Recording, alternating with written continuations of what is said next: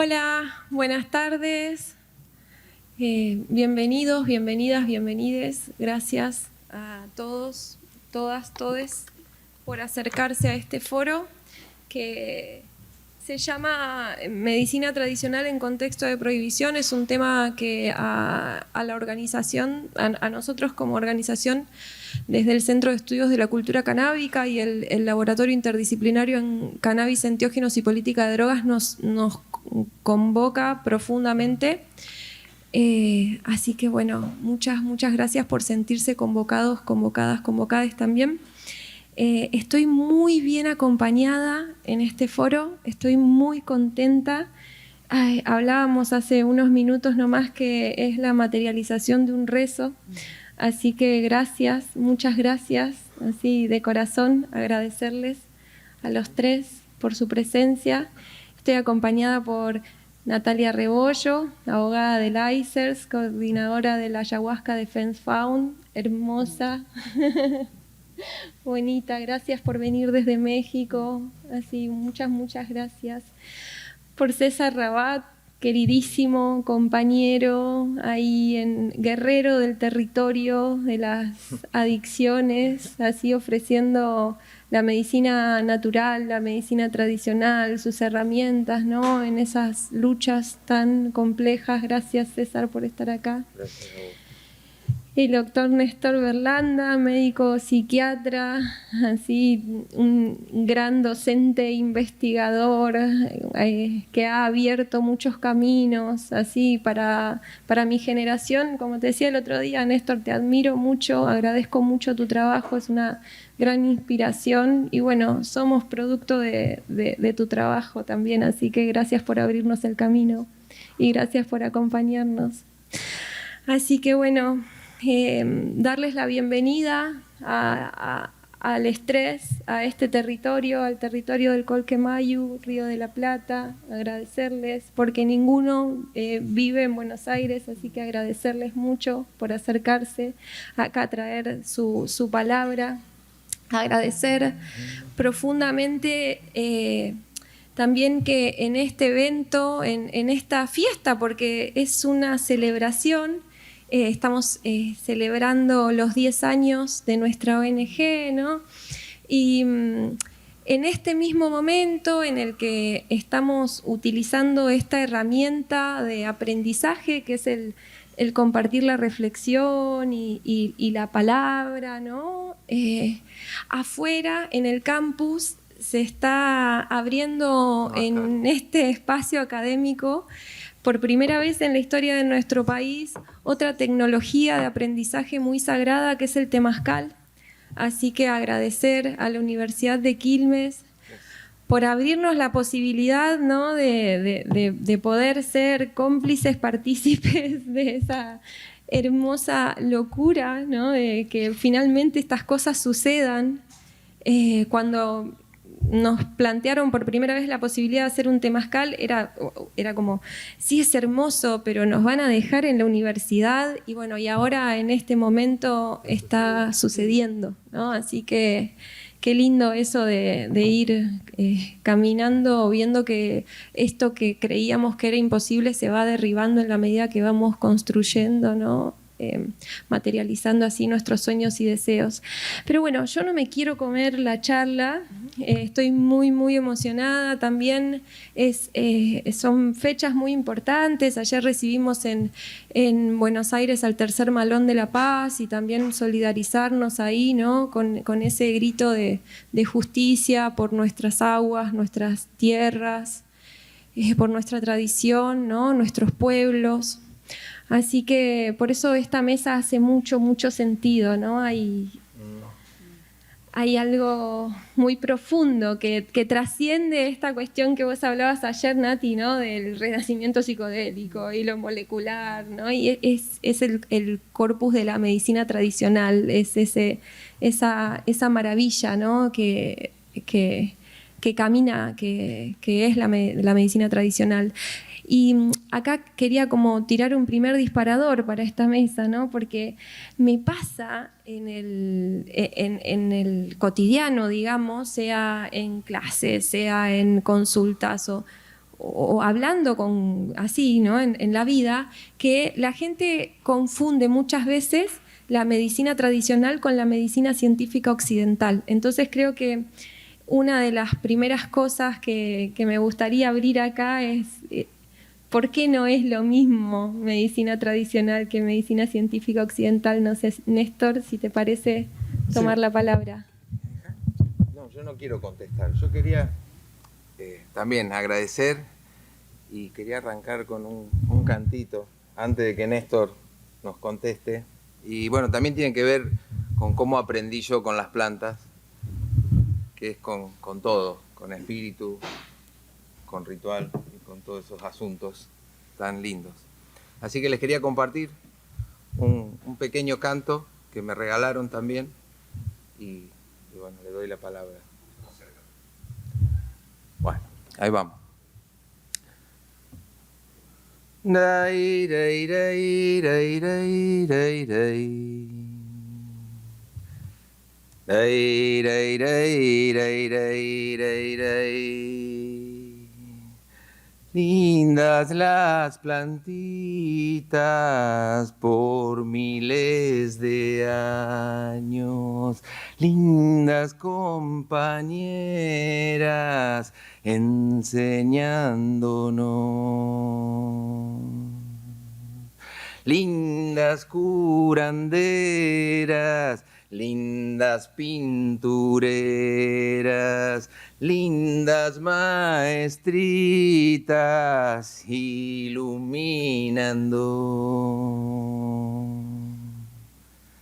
Lindas medicinas, blancas medicinas, por miles de años alumbrándonos. Vienen los abuelos, vienen las abuelas, van delante nuestro iluminando. Van marcando el paso, abriendo camino, limpiando destinos desde el corazón. Lindos abuelitos, lindas abuelitas, por miles de años alumbrándonos. Lindas las plantitas, lindas medicinas, por miles de años en el corazón.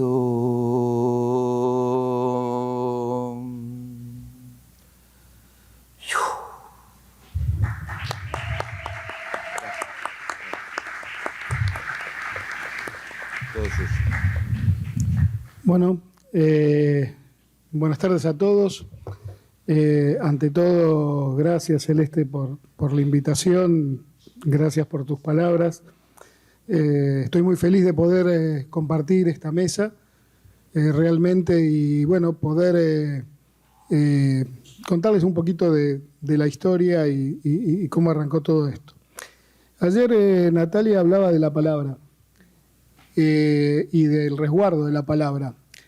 Y creo que en esto que vos me preguntabas, lo occidental también robó la palabra tradicional.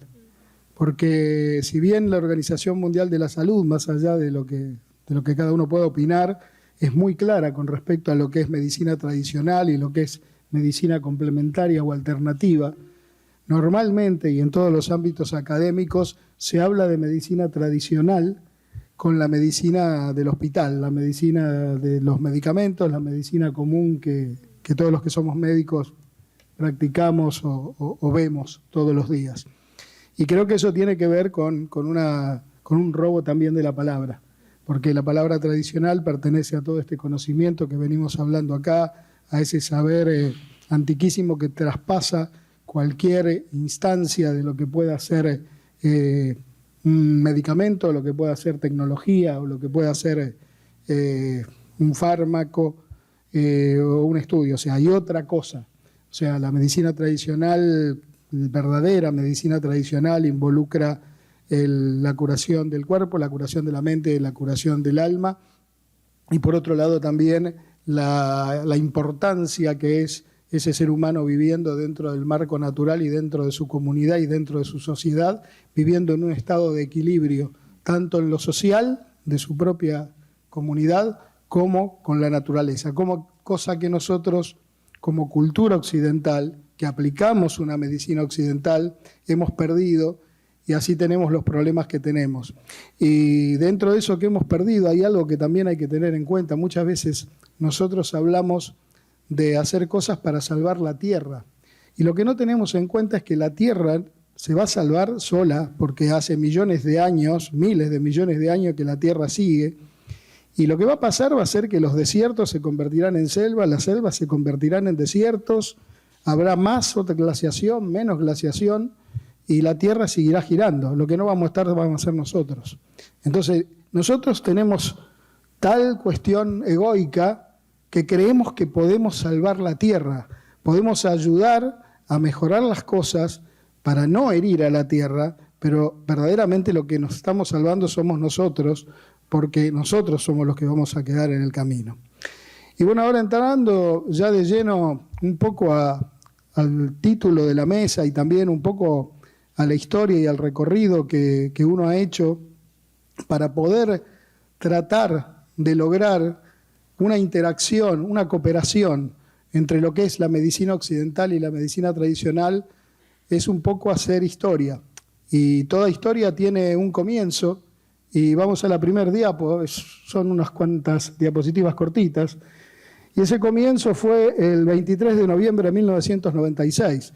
Es decir, que dentro de unos meses se van a cumplir 27 años que tomamos por primera vez ayahuasca con Luis Eduardo Luna, un antropólogo colombiano, amigo de los hermanos Dennis y Terence McKenna, en su momento, que llegó a Argentina por primera vez ese noviembre de 1996 a convidar a ayahuasca, la próxima. La segunda ceremonia ya la hicimos en el predio que teníamos por aquel entonces, en Rosario, mejor dicho, a unos pocos kilómetros de la ciudad de Rosario, fue en marzo de 1997, y ahí es el grupo que tuvimos por primera vez en la ciudad de Rosario. No había ninguna información en las redes ni nada sobre ayahuasca, no se sabía absolutamente nada en esa época, y fue la segunda vez que pudimos tomar ayahuasca. La próxima. Del año 97 al año 2000, en una cuestión que no se la recomiendo a nadie hacer y que no está bueno hacerlo, pero bueno, en ese momento no teníamos otra. En vez de esperar a Luna para poder trabajar con la ayahuasca, investigar y tratar de poder ver qué pasaba con esto, que no había nada prácticamente de información, lo que hicimos el grupo que componíamos en aquel entonces, la mayoría gente que dedicada a la medicina, a la psicología o a la antropología, fue hacer una vaquita entre todos y mandar al más joven del grupo, que tenía 22 años, y decirle que en Pucallpa había ayahuasca, andá y trae. No teníamos ningún otro tipo de información. Y por esas cosas que trascienden lo que es la casualidad y entramos en lo que es la causalidad, fue efectivamente a Pucallpa, y en el avión que lo llevaba de Lima a Pucallpa, se contactó con un sueco que iba justamente a Pucallpa, que pertenecía a una agrupación que en ese momento era Metra Ucayali. Era una agrupación que hacía atención primaria de la salud con fondos del gobierno sueco y con médicos tradicionales Shipibo con Ivo. Y justamente empezó a hablar, estaba sentado al lado de él en el avión, empezó a hablar y lo llevó justamente a la sede de Pucallpa, donde estaba quien iba a ser nuestro mentor y nuestro maestro, don Antonio Muñoz. La próxima.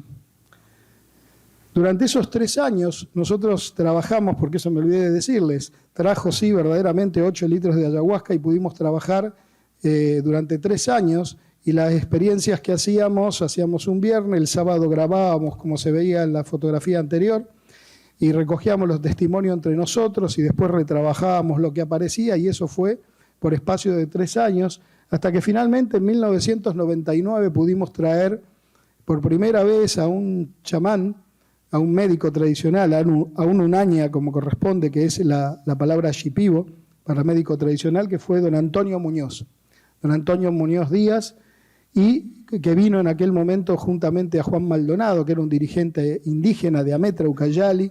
Pudimos dar un seminario que está en la foto de arriba, y también ese seminario tiene una trascendencia porque pudimos darlo en la Facultad de Antropología.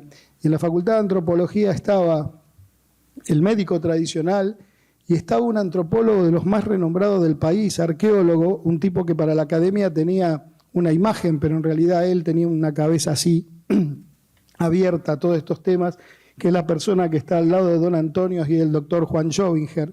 Es arqueólogo y antropólogo, fue descubridor de la momia de la Aconcagua, de trabajos arqueológicos y de pintura rupestre gigantesco, y así empezó un trabajo ya de cooperación con don Antonio Muñoz. La próxima, por favor. Y don Antonio Muñoz nos trajo ayahuasca y ahí la estamos plantando. Y esa ayahuasca es la que está en la foto de la derecha, que creció en el predio durante 10 años y se transformó en eso que ven.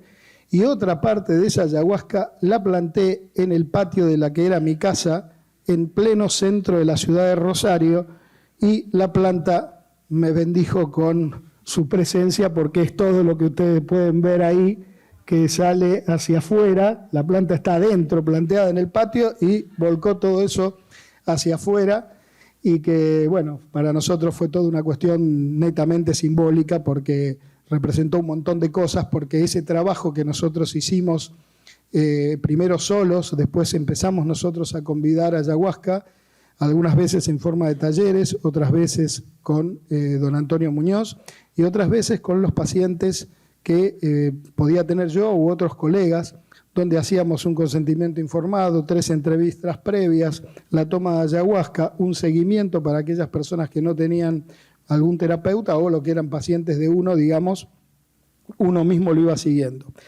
En los años que estuvimos trabajando, que fueron aproximadamente 16 años trabajando con gente, fueron entre 3.500 y 5.000 personas que pasaron, y nosotros decidimos hacer un trabajo con 2 encuestas, una utilizando una escala, la Hallucinogen Rate Scale del doctor Rick Strassman para la DMT, la dimetiltriptamina, que es uno de los componentes de la ayahuasca, y una escala propia.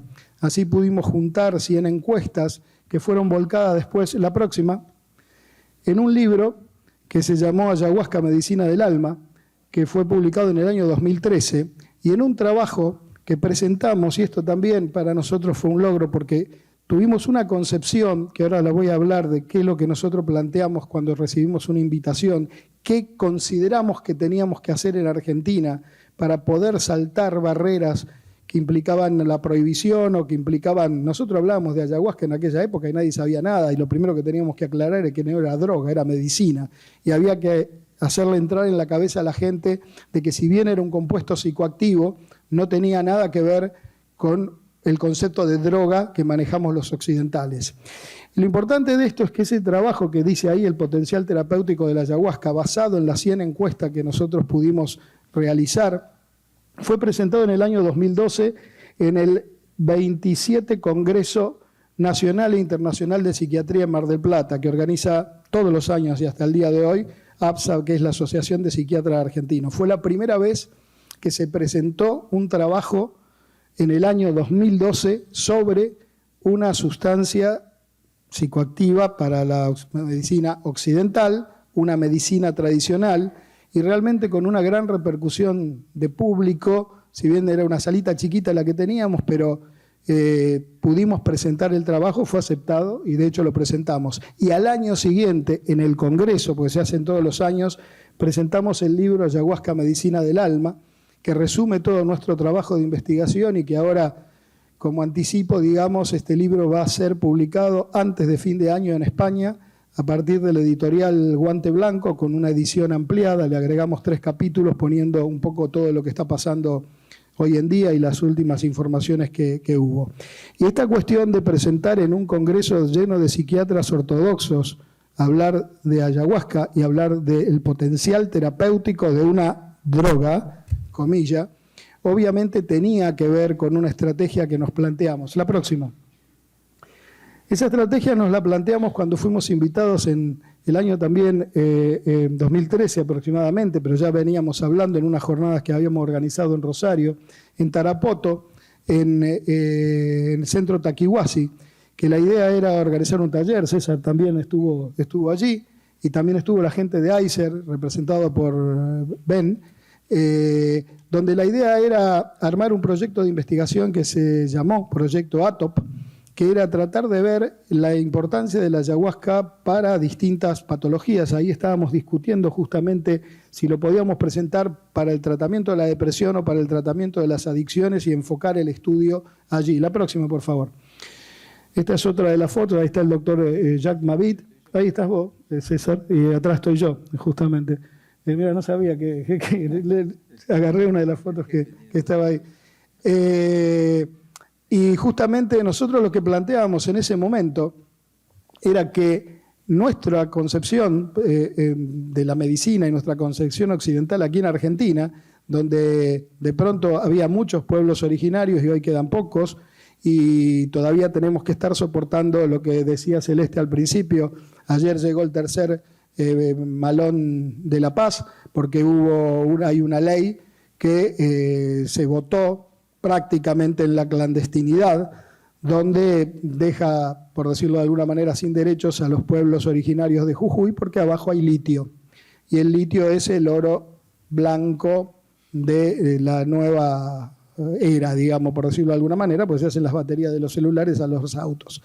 Entonces, en nuestro país era muy difícil ponernos a hablar de estas cosas, y nosotros consideramos que era importante empezar a trabajar en el ámbito académico y empezar a trabajar y poner el cuerpo y dar a conocer esto también en los medios de difusión. Nosotros dejamos de dar ayahuasca porque habíamos hecho una presentación muy fuerte en los medios, hablando de don Antonio Muñoz, hablando de lo que era la ayahuasca y demás. Entonces, cuando mucha gente empezó a convidar a ayahuasca de cualquier manera, de cualquier forma, sin hacer entrevistas, sin saber si la persona tiene o no tiene algún grado de patología o lo que fuese, nosotros decidimos corrernos, porque nos pasó realmente que ante cualquier problema nos llamaban a nosotros, por más que el problema sucediera en una provincia en la cual no teníamos nada que ver. En esa oportunidad salimos en la revista, el suplemento Radar del Página 12, hablando de nuestro trabajo, y el título de esa nota en la revista Radar decía: un médico psiquiatra, subdirector del Hospital Agudo Ávila, que es el hospital psiquiátrico público de la ciudad de Rosario, hace investigaciones con ayahuasca y demás.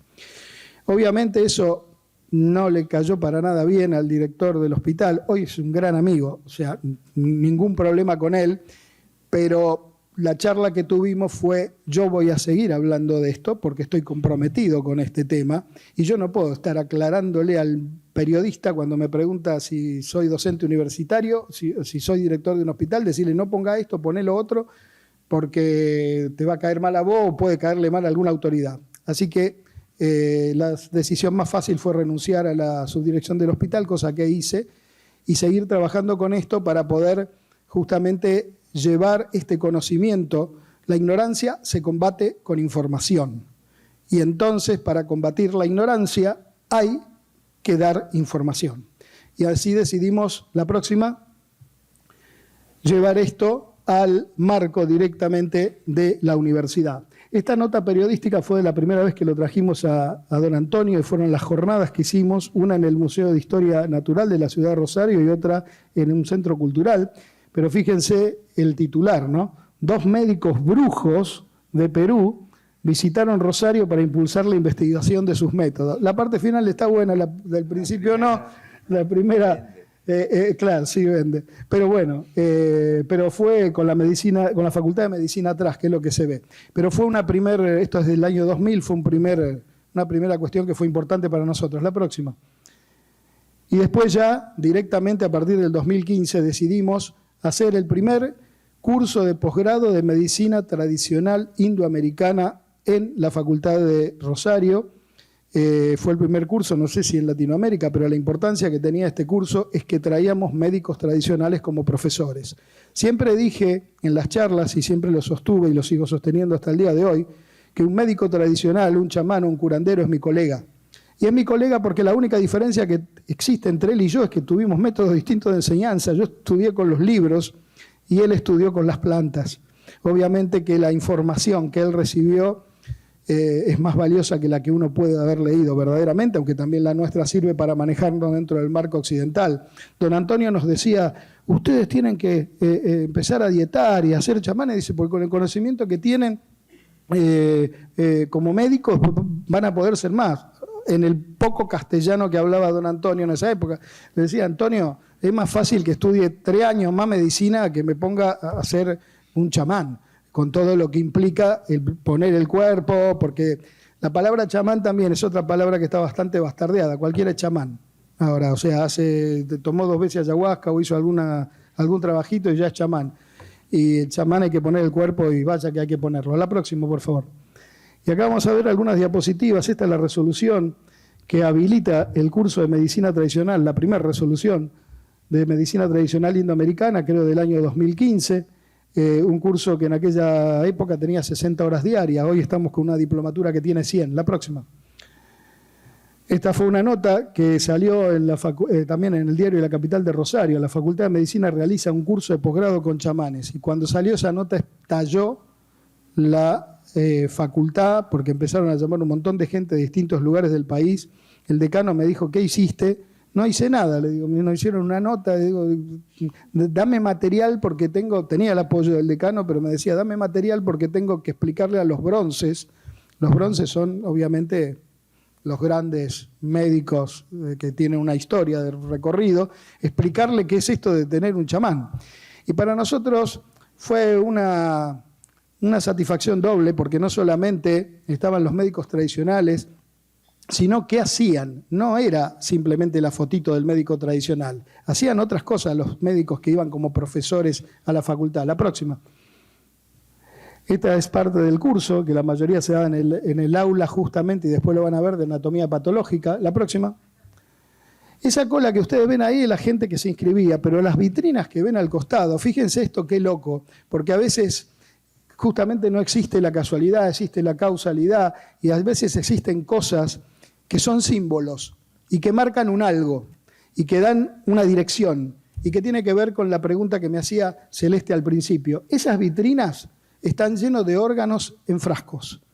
¿Por qué? Porque es el aula de anatomía patológica.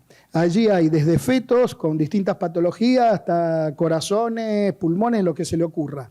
Bien occidental, bien con toda la cuestión de nuestra cultura occidental, y en ese aula donde se hablaba de esos frascos, estaban los médicos tradicionales. La próxima, esta es la inscripción, que estaban, en este caso es un chorote de Tartagal, don Héctor Sarmiento, lamentablemente hace unos meses nos dejó, pero fue uno de los médicos que tuvimos la suerte de poder contar con él. La próxima. Este también es don Héctor Sarmiento. Nosotros hacíamos una perspectiva de la cultura y después hablaba el médico tradicional. La próxima. Este es don Germán Romero, un piogonat, y Hugo Medina de la comunidad Cuom, que son los tobas, que nosotros los llamamos, que son del Chaco, pero hay muchos viviendo en Rosario. La próxima, allí están también explicando. Fue muy gracioso lo que pasó con ese ser que está al costado, ese ser peludo que está ahí, porque en un momento Romero, que es el hombre de lentes, nosotros estábamos hablando, estaba concretamente Diego Viegas haciendo referencia a los seres de la cultura Toba Cuom, y de pronto dice Romero, dice, es el que me enseña, que es ese ser peludo que estaba ahí, que lo señaló así, digamos, como quien no quiere la cosa, ¿no? La próxima. Aquí está Germán Romero hablando. La próxima. Por suerte hay una asociación indígena de la República Argentina que le da la posibilidad de poder viajar por el país como médico tradicional, que es esta foto que vemos aquí. La próxima. Y aquí tenemos a Guarapires Canderú, del noroeste argentino, de Yacuy, y eso es lo que hacían los médicos tradicionales en el aula de anatomía patológica de la Facultad de Medicina. Mostraban cómo curaban y cómo diagnosticaban. Y la gente se levantaba para hacer cola para hacer la prueba, y eso lo estaba haciendo en ese aula donde normalmente se muestran los frascos. O sea que esa satisfacción de poder mostrar otra forma de medicina en un aula tan particular era también un logro que nos dio la vida. La próxima. Este es Aguarapire cuando era joven, la próxima. El certificado que él también tiene para viajar. Y acá, esto es porque nos visitaron la familia, la próxima, de don Antonio Muñoz. Don Antonio no pudo estar, la próxima. Estas son dos imágenes, la próxima, de una grabación en cero luz, de una ceremonia que hizo don Antonio con ayahuasca. Está todo grabado, donde está todo mostrando los métodos de curación. Es fantástica esa filmación. Antonio ya no estaba más, porque lamentablemente falleció ya hace unos años, pero nos visitó, la próxima, en el curso, su hijo, Wilder Muñoz, del Alto Amazonas, la próxima, y hace la última vez antes de la pandemia, fue concretamente en el año 2019, nos visitó su nieto, Fernando Sánchez Díaz, que vive en Puerto Nuevo, que es la localidad de donde era oriundo don Antonio Muñoz. La próxima. También nos visitó Katia Gibaja de Cusco, que es una mujer que tenía un gran conocimiento de quechua, no era médica tradicional, pero sí tenía un gran conocimiento sobre el quechua y todas las tradiciones de los Andes peruanos. La próxima. Josefina Amalia Calderón, la hija del Tuno Calderón, que fue representado en este libro de Douglas Shannon, El chamán de los cuatro vientos, que trabaja con Huachuma, y doña Josefina vino a vernos en ese momento, también fue una de las profesoras del curso. La próxima. Y estos somos nosotros lo que dábamos la otra parte más teórica, digamos. La próxima, quien les habla, el licenciado Iván Turchetti, psicólogo. Ahí está Diego Viegas y Ariel Roldán, que es médico psicoterapeuta. Diego es antropólogo y abogado. Y aquí estamos los cuatro que encabezamos esto durante 5 años en la Facultad de Medicina, 2 años que llevamos, la próxima, en la Facultad de Antropología, transformado todo ese material en una diplomatura virtual, que lo estamos dando actualmente en la Facultad de Antropología, y muy probablemente el año próximo volvamos a Medicina, donde tenemos todo el apoyo de las autoridades y también tenemos la posibilidad, a partir de la creación de un instituto de medicina tradicional y complementaria que se va a hacer en la facultad para poder darle un marco más fuerte, digamos, a todas estas cuestiones. Y ahora vamos a ver un videíto cortito que representa parte de este curso. Lamentablemente se me pinchó el video que estaba en castellano, así que me quedó la versión en inglés. Estamos hablando de decolonización y demás, pero bueno, perdónenme, tengo la versión en inglés. Since 2014, we have been running the first postgraduate course in traditional Indo-American medicine in the city of Rosario, in the state of Santa Fe, Argentina. It is a collaboration between the Faculty of Science in the National University of Rosario and the professional team from the Foundation Mesa Verde. Thanks to this initiative, we now have theoretical teachings of ancient medicinal practices from different Native American communities. In every class, we work with shamans, healers, and traditional native doctors from different ethnicities. They share their wisdom alongside an interdisciplinary team of anthropologists, modern medicine doctors, psychiatrists, and psychologists.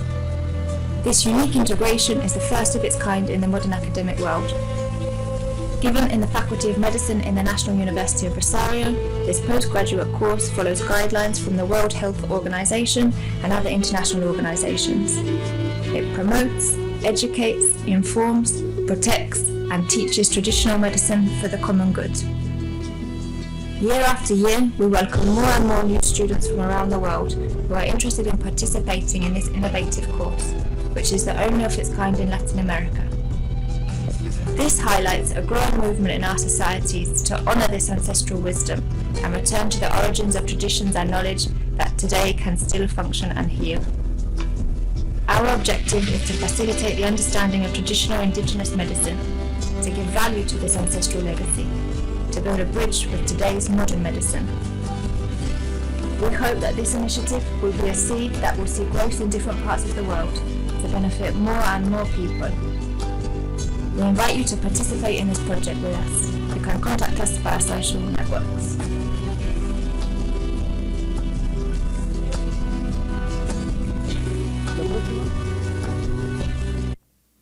Y esos son los lugares donde nos pueden ubicar. Muchas gracias por todo.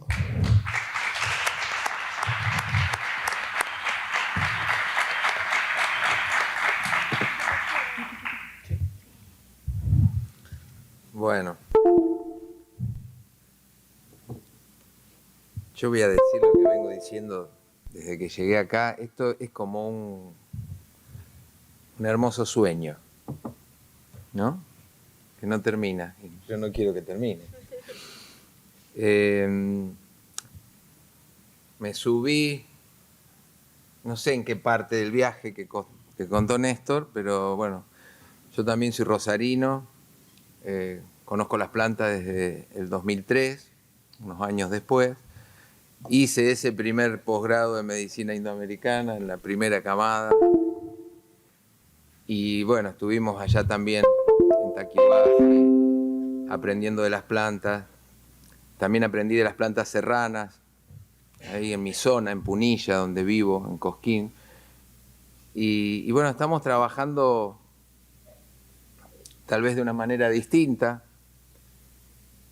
como yo siempre digo, en la trinchera, ¿no? Ahí en el Emilio, estamos en la trinchera.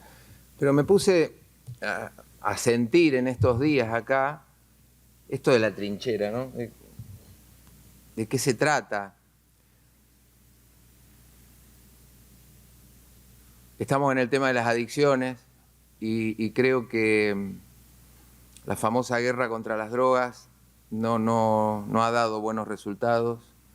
Es hasta muy loco, ¿no? Imaginar una lucha contra sustancias. Pero sí, la trinchera me refiere a cuidar el territorio, a meterse en la trinchera para velar ese territorio, lo que se ha conseguido. Entonces, el trabajo que se viene haciendo es tratar de llevar las plantas a los procesos terapéuticos y no perder territorio. Que bueno, a veces por un poco de emoción, un poco de ignorancia, como decía Néstor, bueno, por ahí quisimos avanzar demasiado y perdimos territorio, ¿no? En el Emilio tuvimos, en el 2011, en una ceremonia de ayahuasca, un allanamiento. Llegaron policías súper equipados como si fueran a enfrentar a una guerra, ¿no? Y estábamos en una ceremonia sagrada con plantas. Entonces, bueno, eso nos trajo mucho aprendizaje. Hoy uno está agradecido de que eso pasó. Generalmente las cosas dramáticas que nos suceden en la vida, en el momento no las vemos, pero después entendemos que es lo mejor que podía pasar, o no sé si lo mejor, pero era necesario que suceda. Entonces, bueno, nos llevó a retroceder mucho en el territorio. Tuvimos que guardar la medicina, seguir defendiendo nuestra postura. El Emilio estaba, en ese momento lo habíamos logrado poner como centro terapéutico en adicciones con todas las habilitaciones correspondientes, municipales, provinciales, nacionales, con cobertura de obras sociales a los tratamientos, lo que era único en Argentina. Y esa situación nos llevó 6 años. 6 años. Un trámite que puede durar normalmente 2 meses, 3, dependiendo si te cae algún feriado.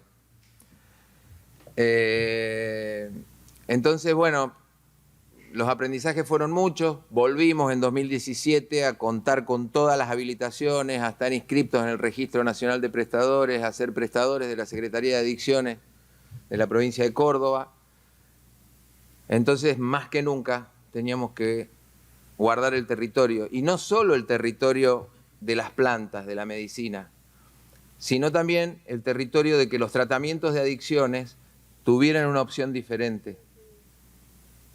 Eso fue algo que nos enseñó, porque también como tantos habíamos sido como deslumbrados por las plantas y bueno, el llamado a convidar la medicina y bueno, y Taquihuasi y esto y aquello y el posgrado, ¿no? Los bronces, como dijo. Entonces teníamos un montón de motivos, pero lo que hemos visto en estos últimos años es que lamentablemente,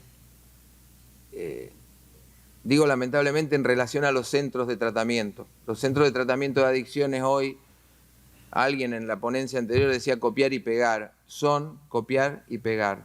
son repetir lo mismo que no funciona.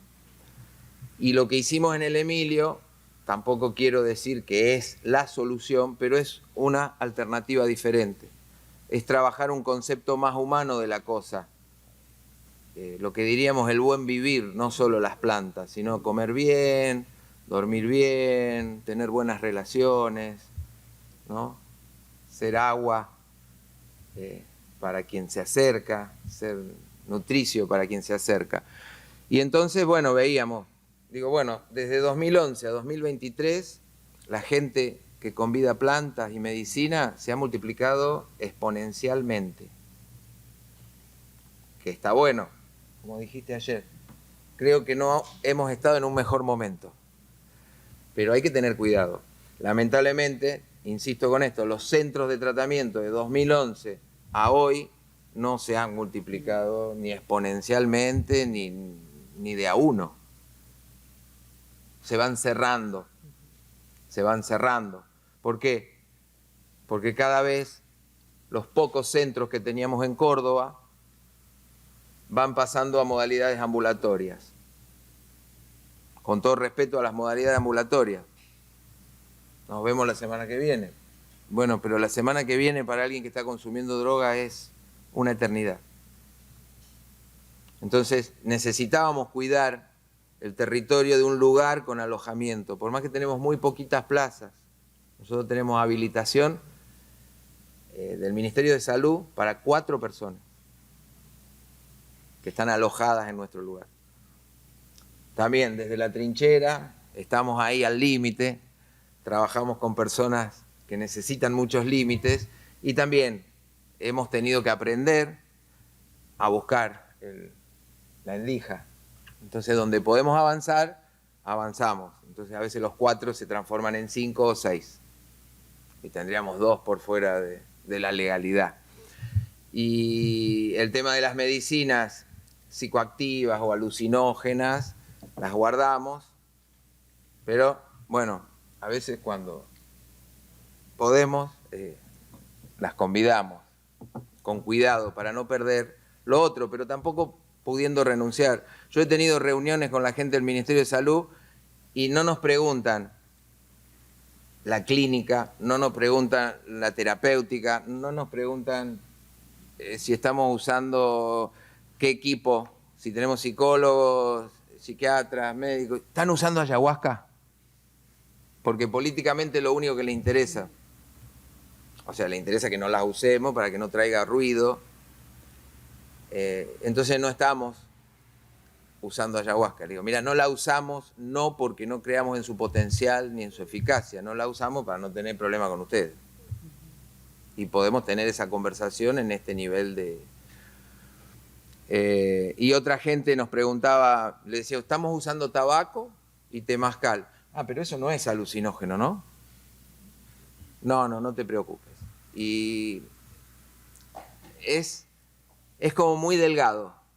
O sea, nosotros estamos muy contentos de hoy poder tener esas habilitaciones, esas inscripciones, y como yo le decía, que una obra social pague un tratamiento con purga de tabaco, con temazcales, con rapé, es maravilloso, es maravilloso.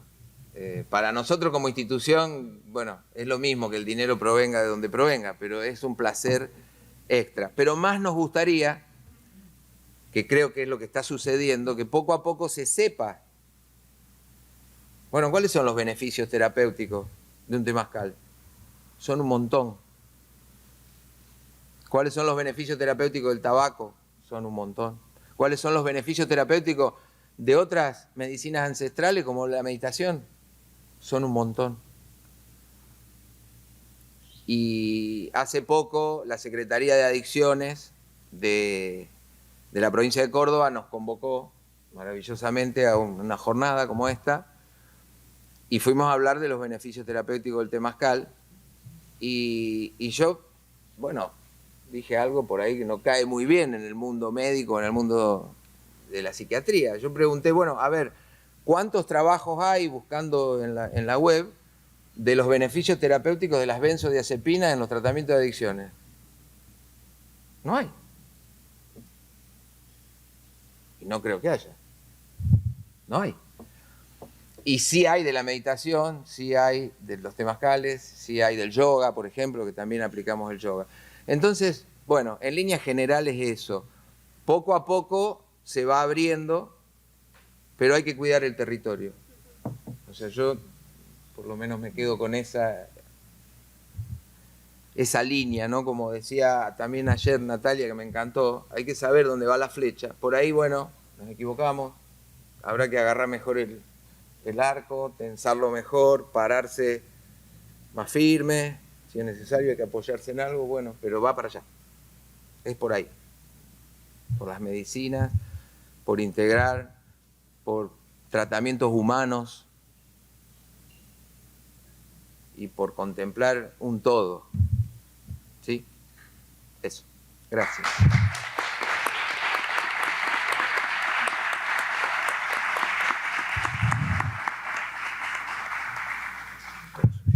Tengo dos ahora.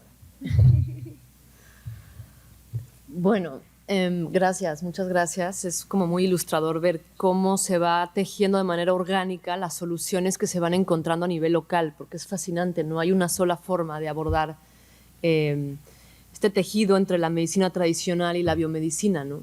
Que muchas veces se cree que podrían estar en tensión, pero ahora creo que es un buen momento para que esa flecha teja esta unión, dé luz a un nuevo modelo de salud que traiga verdaderas alternativas en cómo se aborda. Pero me parece que hablar de medicina tradicional, y justamente lo hablábamos hace poco con mi colega Bousso, por ejemplo, la Agencia Europea del Medicamento estima que la medicina tradicional, cuando se usa durante 50 años ininterrumpidamente, se puede categorizar como medicina tradicional. Es decir, que una medicina que no es nativa de un territorio, siempre y cuando se haya utilizado durante 50 años, puede calificar como tradicional, lo cual nos coloca en una situación como distinta. ¿De qué hablamos cuando hablamos con medicina tradicional o de qué hablamos cuando hablamos de medicina ancestral? En el sentido en el que ha sido pasada de generación en generación milenariamente. Lo único definitivo es que la medicina tradicional es una medicina espiritual, a diferencia de otros modelos, ¿no? Entonces puede haber medicina tradicional sin la medicina espiritual. Me parece que hablar de esta medicina espiritual necesariamente trae el componente fundamental de la cosmovisión, de los entendimientos, como los sistemas muy sofisticados y autóctonos de salud que han resguardado los pueblos originarios, y cómo se entiende de manera transversal e integral a la salud, no solamente como la ausencia de enfermedad, sino realmente desde una perspectiva biopsicoespiritual, pero más allá de eso, la salud, o sea, un indicador fundamental para estos sistemas sofisticados de salud, es la relación que se tiene, por supuesto, con la naturaleza y con otro componente humano que es la comunidad. Entonces, ¿qué pasa cuando hay sociedades, como al menos la mía, que no tenemos esa relación con la naturaleza y con la comunidad? Son dos indicadores que juegan un factor fundamental para que yo pueda ser diagnosticada en un sistema autóctono de salud como una persona que, si bien físicamente me encuentro en altas condiciones, realmente mi ruptura con la naturaleza y mi ruptura con un sentido comunitario son un factor esencial para determinar que tal vez no soy la persona más sana en esta aula, ¿no? Entonces, es interesante ver también cómo estos dos sistemas de salud y sus variaciones interactúan desde un lenguaje que poco se comunica, en el sentido de, por ejemplo, las comunidades indígenas han tenido que integrar en su lengua o en su cosmovisión las palabras adicción, enfermedad, trauma, incluso el cáncer. O sea, son nociones que ellos han tenido que aprender en decir, bueno, tal vez ustedes se refieren a eso en lo que para nosotros es un susto, un mal aire, un mal espíritu, o tal vez lo que trasciende también es el trauma, o lo que denominamos como trauma transgeneracional. O sea, que hay energías no sanadas que se van pasando en los linajes hasta nuestros días, en donde tal vez yo puedo materializar la energía de una enfermedad que tal vez viene desde mi linaje por alguna situación no resuelta. Y eso en la biomedicina es completamente inaceptable, ¿no? O sea, en ningún modelo se diagnostica de cuál es el linaje, cuál es la el estado de salud espiritual de una familia o de un sistema en el que se nace, ¿no? Entonces, por esta razón, obviamente derivado de muchas enfermedades que no han tenido una oportunidad de ser resueltas o sanadas ante la ausencia de atender, por ejemplo, la salud mental en el norte global, pues claro que la medicina espiritual surge como una aparente panacea, pero desde mi perspectiva, la sustancia no puede ser considerada la panacea sin su sistema de salud, que ve, diagnostica, integra y trata la salud desde estos lentes sofisticados. Por eso son tecnologías, porque realmente integran una visión que va más allá de lo material, que va más allá de lo mental, lo emocional y lo físico, para realmente poner a hacer un diagnóstico en decir, lo que usted tiene es una desconexión con la naturaleza, es que no hay vínculo con el territorio. Ese es el trauma principal de la sociedad occidental, dicen los indígenas, ¿no? Y es como siguen ¿no? haciendo muchas investigaciones para curar el cáncer, y por supuesto ha habido novedosos resultados, y no estamos de ninguna manera demonizando la biomedicina, al contrario, pero creo que es un gran momento para ver cómo pueden complementarse ambos modelos para trabajar conjuntamente, ¿no? Entonces, hay varios ejemplos que tenemos, por ejemplo, en la tribu Yaqui, que es una tribu en el norte del país, de México, en el desierto de Sonora, que estuvo realmente a punto de desaparecer. O sea, realmente hubo un genocidio en donde los yaquis estuvieron a punto de desaparecer, y el hecho que existan hoy en día es realmente un milagro. Entonces, en un plan de justicia transicional, el presidente les consulta qué es lo que ustedes necesitan para superar estos capítulos tan oscuros del pasado de la tribu Yaqui. Y la tribu Yaqui respondió con: queremos una clínica intercultural para usar ayahuasca. Y entonces las autoridades de salud no sabían cómo atender esta petición, porque la ayahuasca desde luego no es nativa de México ni del desierto de Sonora. Sin embargo, los Yaqui han estado tratándose con la ayahuasca como una forma de reparar el daño, de curar el trauma transgeneracional de los ancestros que fueron perseguidos milenariamente por uso de sus prácticas ancestrales y esclavizados. Y sobre todo porque la tribu Yaqui respondió con una cuestión muy sencilla. Y dijo: es que la medicina del hombre blanco no es nuestra medicina.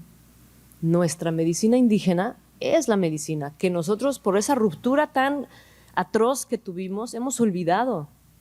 Y es a través de la ayahuasca, que tenían contacto con sus ancestros, que les enseñaban los cantos, que les enseñaban las danzas, que revivieron el tambor, que recordaron. Entonces, desde esa perspectiva, se tejió esta clínica intercultural, que precisamente es de la mano de las ciencias autóctonas, ancestrales y sus métodos sofisticados de salud, en acompañamiento de la biomedicina.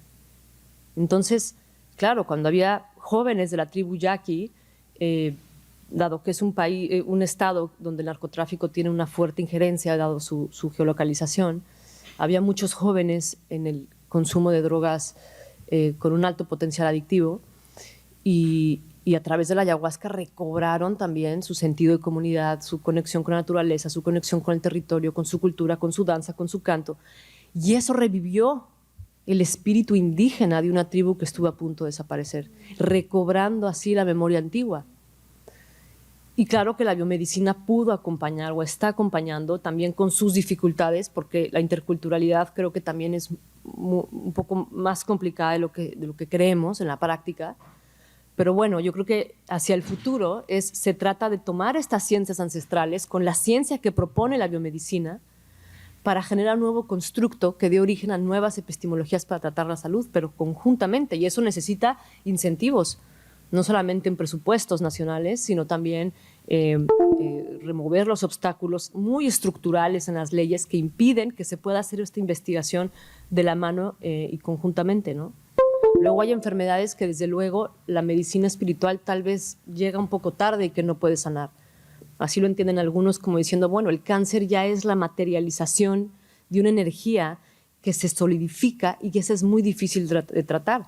Bueno, pero ahí la biomedicina y las tecnologías ancestrales pueden colaborar de la mano conjuntamente, en donde por fin traigamos un poco de luz a estas enfermedades incurables que son sancionadoras al malestar. Entonces, creo que es un buen momento para fomentar desde estas localidades estos nuevos puentes que se van tejiendo, desde luego las clínicas interculturales como modelos que arrojan alternativas que, claro, deben de estar siempre adaptadas a lo que se va necesitando a nivel local, porque no creo que exista un modelo transversal que funcione para todos los sitios. Pero creo que algo que también está sucediendo con el pueblo mazateco en México, que ahora en septiembre estamos lanzando la flecha para una iniciativa de ley para colocar los hongos que contienen psilocibina y la psilocibina también como molécula en una categoría que realmente les haga justicia, una nueva categoría que se deslinda completamente de las categorías que, diría, sugirieron los tratados internacionales, pero realmente obligaron a tener una nueva alternativa que son enteógenos con usos terapéuticos. Pero el pueblo mazateco fue más allá y nos han enseñado mucho diciendo, el hongo sí es muy importante y absolutamente eso hay que tomarlo en consideración, pero ellos fueron más allá y hicieron la petición para solicitar al Ministerio de Cultura que todos estos saberes sean declarados Patrimonio Biocultural de la Nación. Ahí está incluido el temazcal, ahí está incluido otras hierbas sin propiedades psicoactivas, la sierra propia, los cantos y todos aquellos elementos que aún conservan.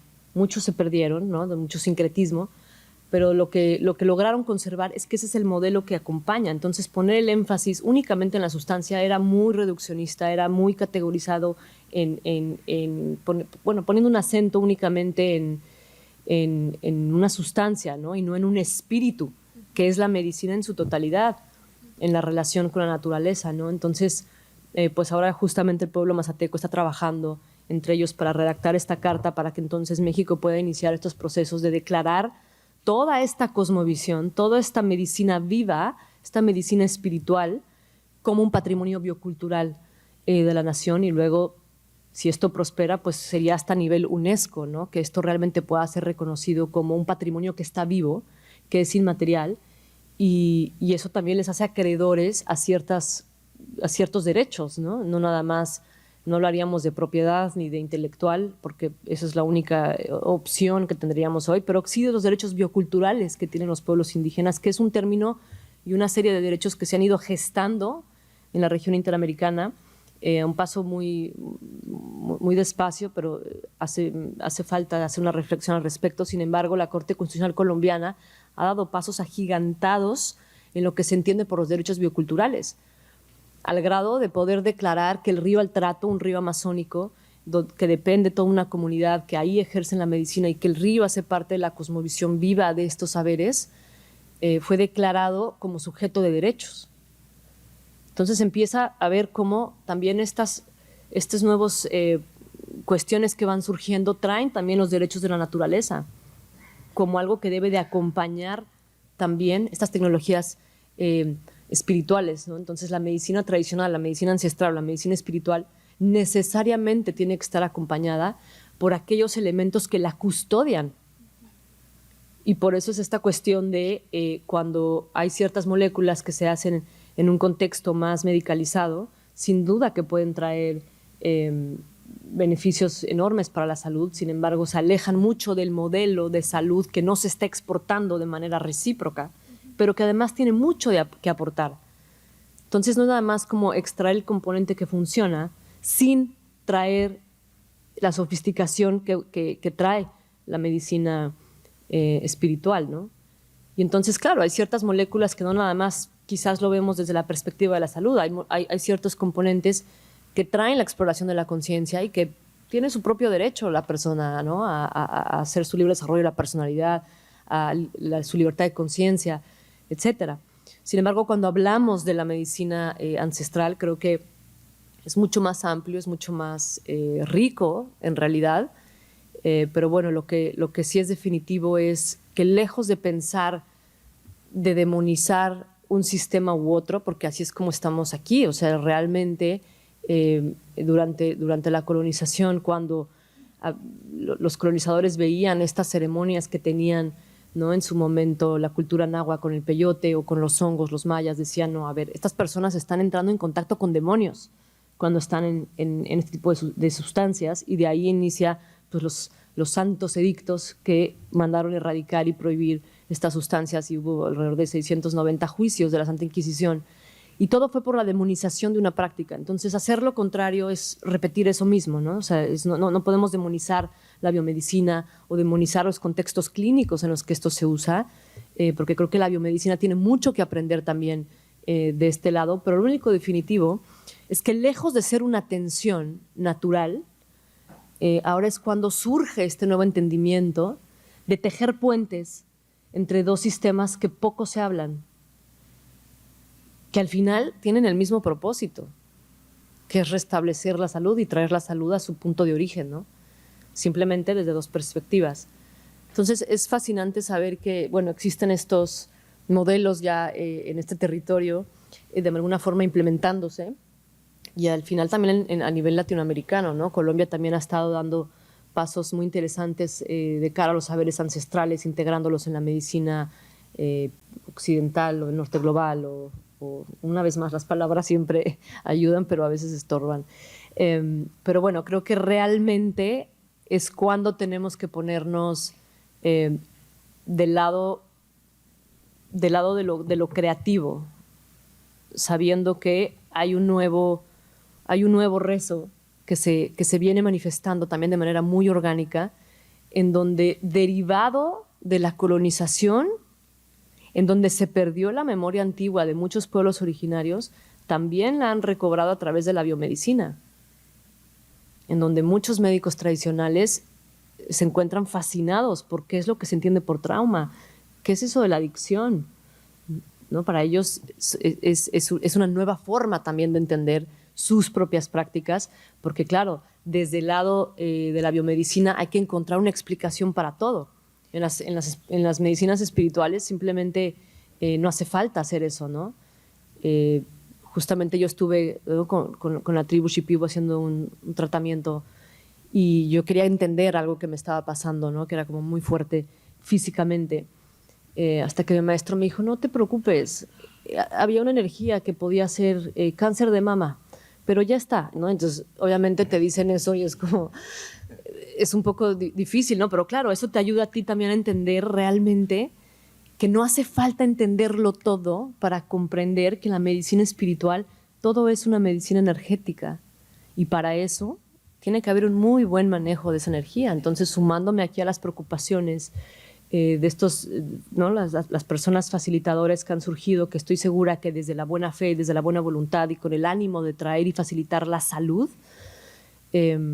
pues no, hemos visto que tampoco se encuentran realmente cualificadas para hacer este trabajo, ¿no? El trayecto de un médico curandero, una curandera, incluso lleva a otras vidas, ¿no? Lleva un linaje repetido en una misma tradición, son años de formación en donde realmente manejan los espíritus de la naturaleza para el uso de estas medicinas, ¿no? Entonces... bueno, pues me alegro mucho de saber que existen estas alternativas en Argentina. Creo que hay mucho que se puede compartir al exterior, porque realmente es muy novedoso que ya llevan un tiempo integrando estos dos modelos en un mismo sitio. Y bueno, la medicina tradicional también es recordar, es literalmente de volver a pasar por el corazón de qué estamos hechos, ¿no? De qué estamos hechas, de nuestra relación con la naturaleza. Por eso también es un gran momento para abrir pie a los derechos de la naturaleza, que me parece que serán una parte fundamental de la medicina tradicional también. Muchas gracias. Gracias.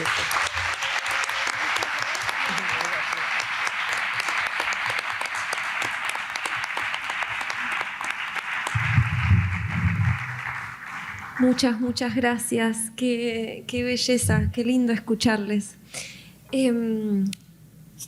Vamos a abrir la posibilidad de hacer 3 preguntas. ¿Hay alguien en el público que quiera hacer alguna pregunta? Ahí hay una pregunta. A ver si Leo me puede ayudar con el micrófono. Miguel, gracias. Allá está la pregunta. Muchas gracias.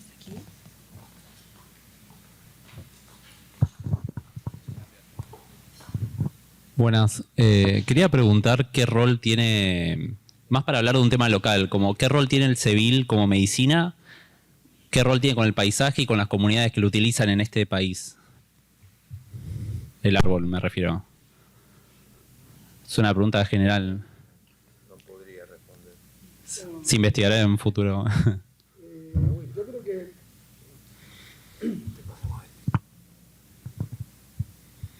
cuando hablamos de plantas, y siempre estamos hablando de las plantas que nosotros utilizamos, que algunas forman parte de nuestra tradición, digamos, estamos hablando de territorio, ¿no? Digamos, por decirlo de alguna manera, o hablaba de la cuestión local. Sí. El Sevil, si se quiere, de alguna manera es nuestra planta por excelencia, digamos. Fue la que dio origen a lo que es la cultura de la aguada en toda la zona de Catamarca. Recientemente quizás pueda aportar algo más Diego, que estuvo hace 2 semanas allí visitando los lugares, donde hay una producción de pinturas rupestres, de tejidos, y tremendo. Y lamentablemente, digamos, a veces cuando se habla de culturas, me estoy refiriendo a la cuestión netamente educativa, en este caso, cuando se enseña en escuelas primarias o secundarias, se hablan de distintas culturas, no se tiene en cuenta el tema de la cultura de la aguada, y mucho menos el tema de que la cultura surge alrededor del Sevil. O sea, el Sevil es fundamental en inclusive toda la iconografía que tiene la cultura de la aguada, en lo que se puede ver en las pinturas rupestres y demás. El Sevil es un árbol que concretamente se usan las semillas, que vienen en una vaina larga, las semillas se tuestan, se muelen y se aspiran como polvo. Hay distintas variedades, tienen prácticamente en un estudio que hicimos en árboles de Sevil que había en la ciudad de Rosario, tenían el 90% de bufotenina y un 10% de dimetiltriptamina. Nosotros sabemos, y nos habían dicho en algún momento, que había en el norte gente que todavía seguía usando el Sevil como tecnología, digamos, de curación, como planta sagrada. Cuando tuvimos una vez una entrevista con algunas personas que no podían ubicar en la zona de Jujuy todavía, que había algunos que estaban trabajando, no nos quisieron dar en ese momento demasiada, estoy hablando hace unos cuantos años atrás, demasiada información para poder participar de alguna ceremonia autóctona y demás en lo que nosotros sabemos, digamos, hasta ahora. Pero es una planta sagrada que dio origen a una cultura de la cual se sabe muy poco. Hasta los sitios arqueológicos donde están las representaciones no están cuidados. O sea, hay uno solo, nos decía Diego que era un parque nacional, los demás no, vos podés entrar normalmente. Y gracias que nadie se le ocurrió todavía poner viva Boca o viva River en una pintura, que a veces es muy común en las pinturas rupestres, ¿no? Pero bueno, eso es lo que yo te puedo transmitir. Muchas gracias. 2 preguntas más. Dale, ahí tenés el micrófono. Bueno, primero muchas gracias, antes que nada, por este panelazo de lujo, me vuelvo loco. Y les quería preguntar, bueno, algo que emergió de sus conversaciones es que de la combinación de la medicina moderna y la medicina ancestral puede surgir un emergente completamente nuevo, muy distinto a la suma de las dos partes quizás. Perdón, a la suma de las dos partes independientes, sino algo que sume más. ¿Se entendió, no es cierto? Y les quería preguntar en ese sentido si se les ocurren investigaciones o conocen investigaciones que les guste cómo funcionan las dos partes de las medicinas, tanto de la tradicional como la moderna, y que exploten la mejor parte de las dos.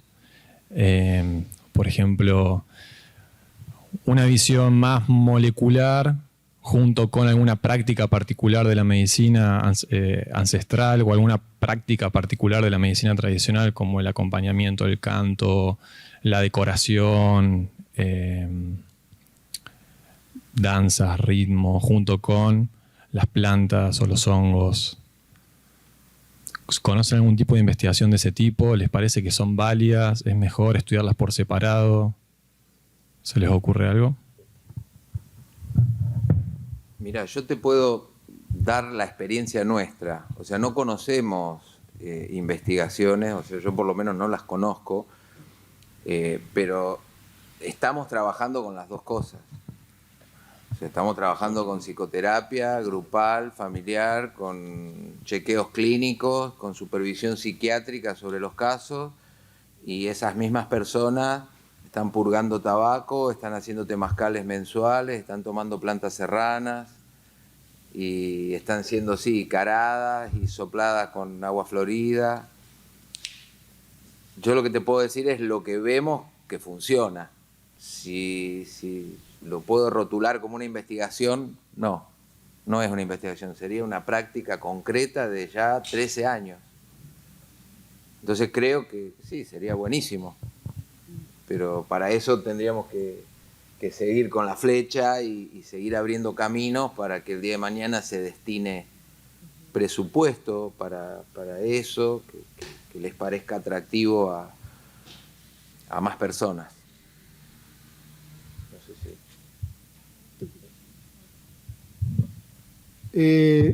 Yo, sin tener un conocimiento específicamente de estudio de las dos medicinas, yo creo que estamos en la etapa de la molécula. Los estudios que se están realizando es, que, como decía antes Natalia, o sea, tiene que ver con todo el sistema médico. No sé si se está estudiando todo el sistema médico, se está estudiando nada más que la molécula y no todo un conjunto, que creo que sería necesario poderlo ver de esa manera.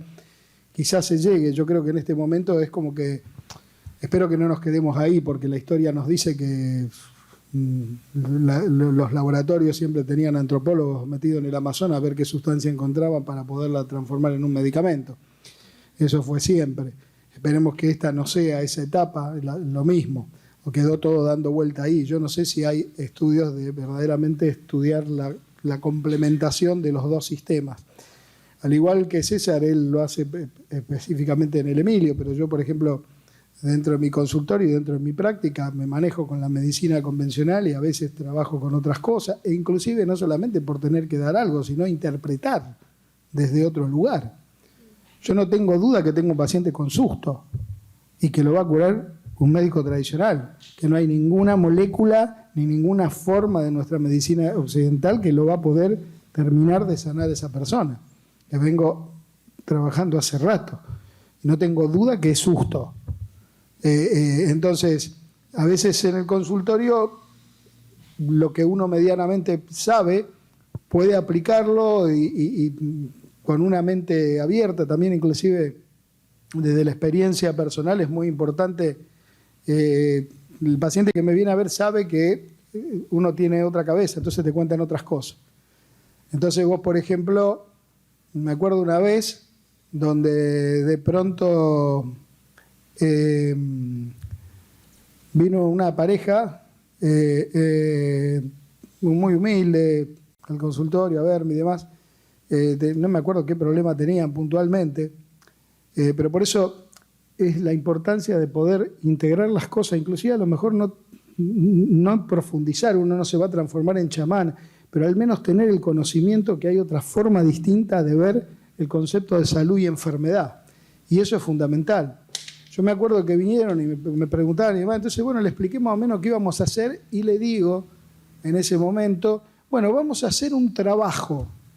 Y cuando digo la palabra trabajo veo que se entran a mirar uno al otro y se miran los dos y se quedan pasmados cuando yo dije la palabra trabajo. Obviamente no estaban interpretando un trabajo médico, estaban interpretando un trabajo de curandero, que iba a ser un trabajo de los trabajos que hacen los curanderos urbanos. Entonces, esa cuestión de poder tener la cabeza abierta y tener conocimiento de que alguien de pronto te dice, viene alguien de las comunidades, nosotros tenemos comunidades en las zonas marginales de Rosario, de Cuom, y van al centro de salud, y he hablado con médicos de los centros de salud, y es un poco también la idea del curso, de poder dar esa información, donde de pronto no han podido avanzar más porque le decían que tenían un mal aire o que tenían mal de ojo. Bueno, ¿qué es esto? ¿Cómo se trata? ¿Dónde va? No le creían a la médica de pronto la solución que le iba a dar. Entonces hay un trabajo que se puede hacer, a lo mejor más allá de aplicar las dos cosas también, de poder utilizar ese conocimiento, porque hay pueblos que hoy están en las ciudades y a veces tienen otro lenguaje y hay otra cosa, y no sé si hay trabajos concretos de investigación. Desde el punto de vista de investigación creo que estamos dando vuelta en la etapa de la molécula, pero creo que sería importantísimo hacer un trabajo de los sistemas de salud directamente y cómo de pronto eso puede funcionar.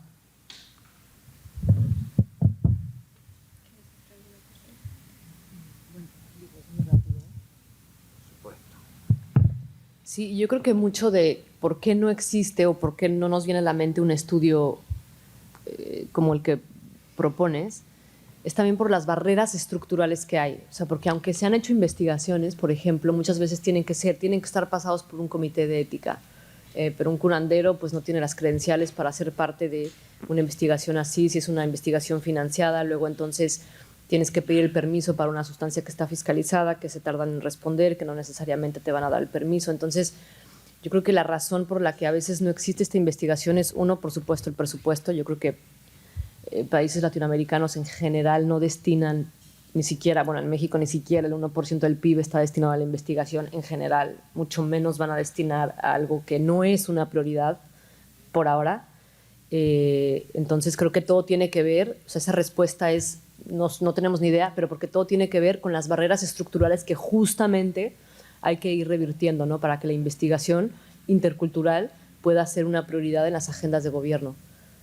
Entonces creo que es un componente fundamental, ¿no? El tema de la investigación complementaria entre ambos sistemas, sin duda. Todo. Muchas gracias. ¿Hay alguna otra pregunta? Hola, ¿se escucha? Sí, acá. Bueno, gracias por todo lo que nos están contando, es muy hermoso estar acá. Yo quería dejar una inquietud que vengo trayendo en todos estos días y también elaborándola en mi camino. Y la grafico en una pregunta que es: ¿cómo ustedes creen que dialoga la medicina tradicional con la industria? Entendiendo que la industria, siguiendo el consumismo capitalista, todo lo transforma en un producto de mercado, digamos, producto de mercado que responde a una demanda por nuestros estilos de vida.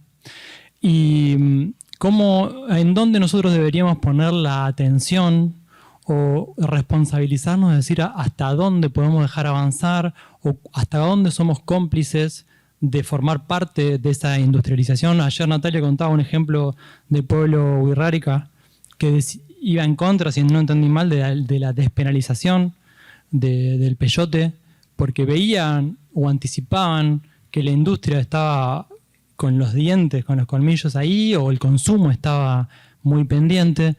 Entonces, o con la industria del cannabis también me viene ahora, ¿no? Ya que estamos en este congreso, con, por ejemplo, la producción de cáñamo, que tal vez genere desmonte, y por lo tanto tenemos menos monte nativo de una planta que no es nativa de esta región. Entonces, ¿a dónde nosotros deberíamos responsabilizarnos y también, por qué no, poner un límite a este avance también de la industria que está siempre atenta al consumo y al producto de consumo? Gracias.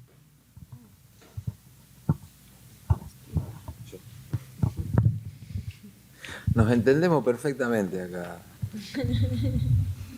Bueno, yo voy a dar mi opinión. Me parece una pregunta muy sensible y creo que puede haber un montón de respuestas. Yo te puedo dar mi opinión y en lo que, bueno, me ha tocado vivir con las medicinas y con estos problemitas que hemos tenido, además de las cuestiones jurídicas y legales que tuvimos en el Emilio. Una de las cosas que yo empecé a aprender y sigo aprendiendo es que las medicinas no son para todo el mundo y cada uno tiene que ir buscando el camino de acceso. O sea, me parece que la facilitación de las cosas y dar las medicinas servidas, como muchas que ya se están dando en cápsulas, No lo sé.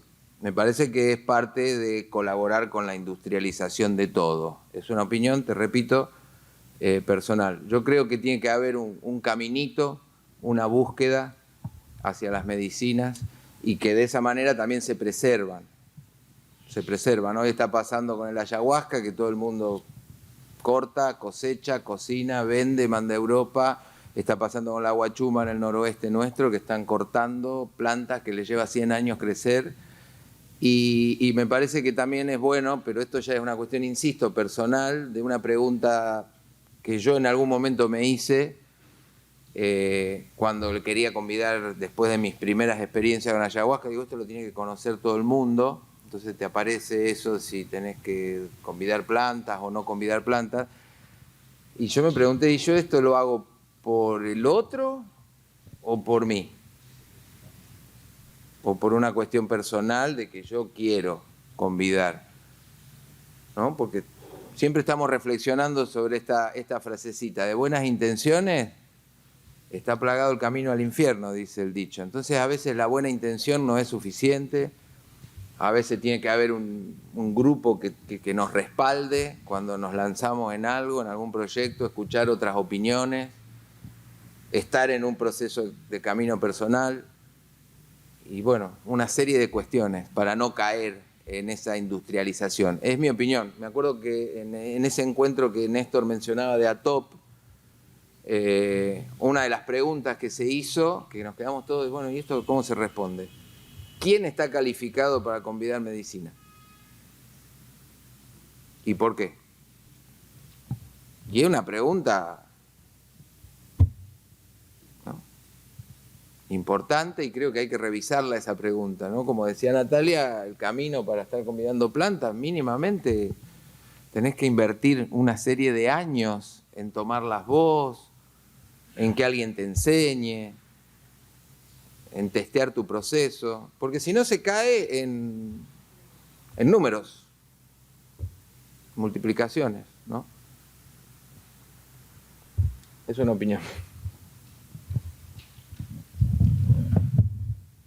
Si me pasa el micrófono porque no quiere responder.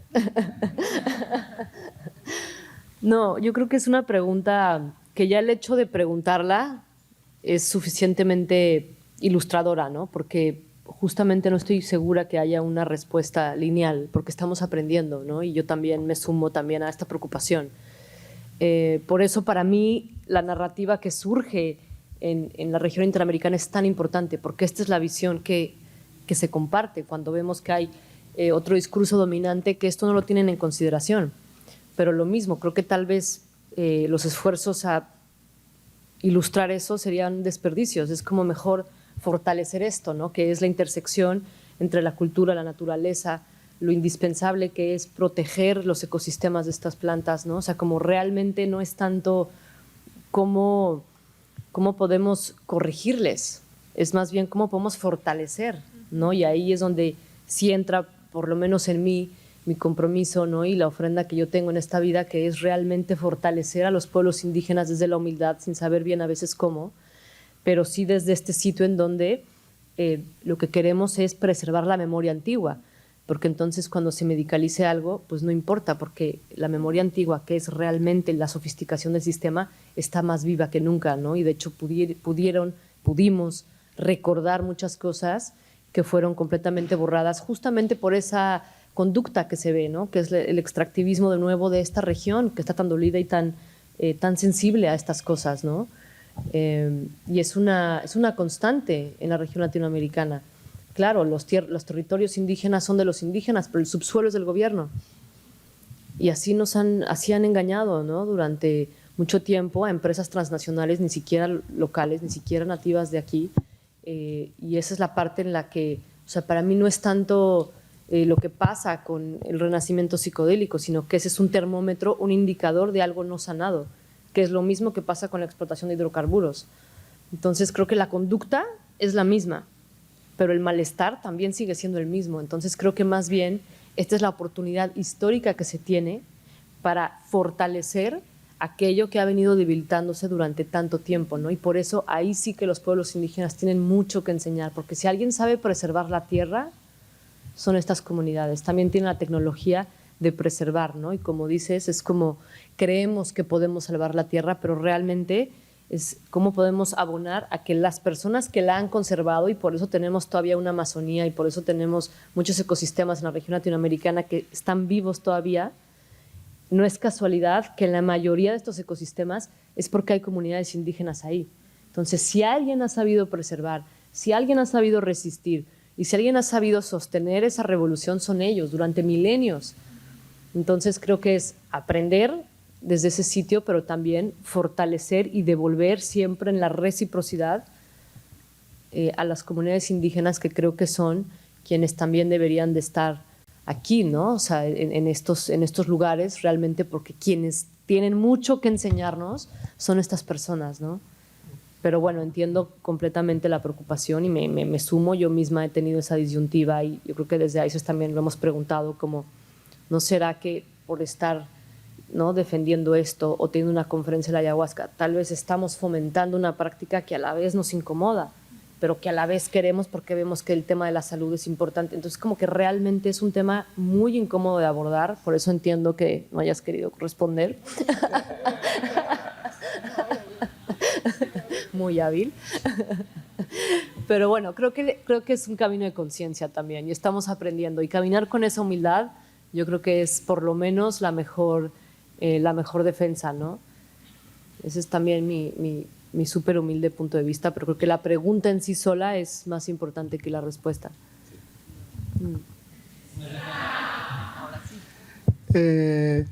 Bueno, además de estar de acuerdo con mis dos compañeros de mesa, yo creo que lamentablemente es muy difícil evitar que pase el hecho de que de pronto en este sistema en el cual estamos viviendo la cosa no termine, digamos, entrando dentro de ese circuito.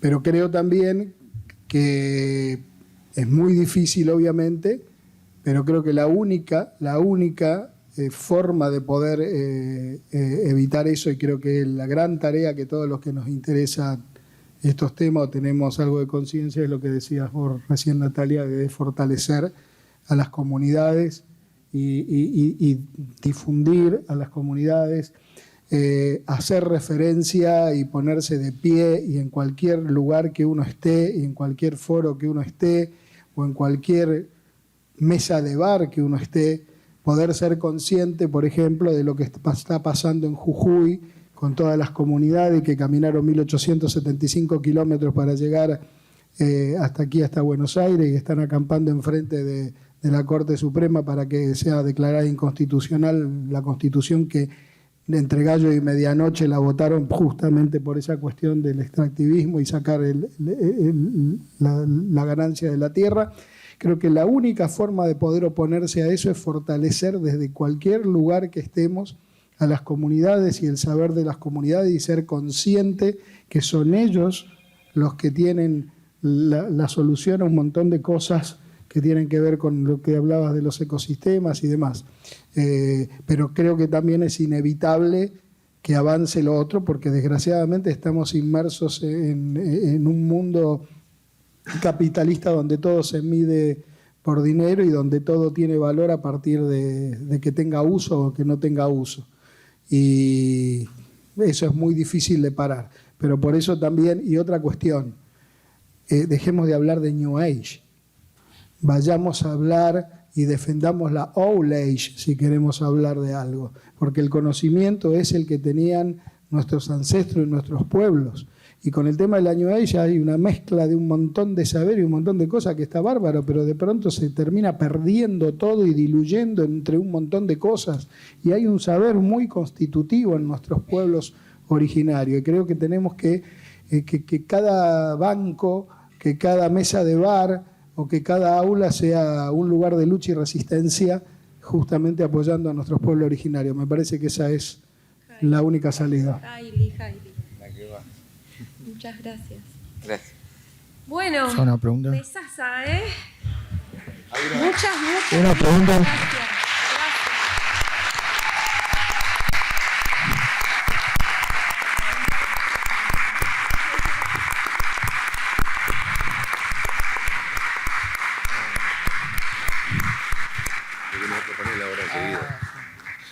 Ay, ¿se puede hacer una pregunta? ¿Más preguntas? En realidad son dos preguntas retóricas. ¿Cómo dos preguntas? Si me permutan. ¿Dijiste una? No, pero son dos por uno. Dice que en base a lo que escuché acá, dice, ¿cómo podemos defender los derechos de la naturaleza? ¿Cómo podemos defender los derechos de la naturaleza? ¿Es la sabiduría de las plantas la que puede curar a la humanidad?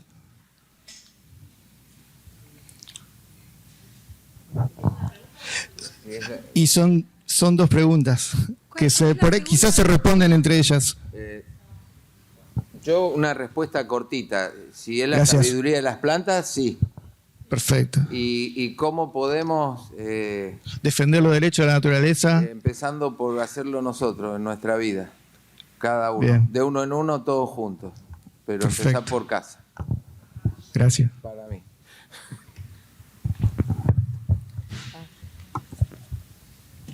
Para mí es comprender que realmente la naturaleza también nos incluye. Entonces, defenderte a ti es defender la naturaleza, ¿no? O sea, como que no necesariamente tienes que empezar un litigio estratégico por un río. O sea, si esa es tu posición en el mundo, ajo, te apoyamos. Pero si no, es como únicamente comprender que esa ilusión de la separación no es más que una ilusión. Los derechos humanos realmente ya están arcaicos porque los derechos de la naturaleza abarcan los derechos humanos, ¿no? Entonces es como no existe una división. Es como que hay que trascender esa barrera. Entonces, defendiéndolos es defiéndete a ti y ya está defendiendo la naturaleza, ¿no? Desde ese nuevo paradigma de que realmente no hay separación. O sea, porque si hablamos de cómo la defendemos a ella, estamos haciendo esa otredad que justamente las plantas nos enseñan que es una ilusión que hay que superar.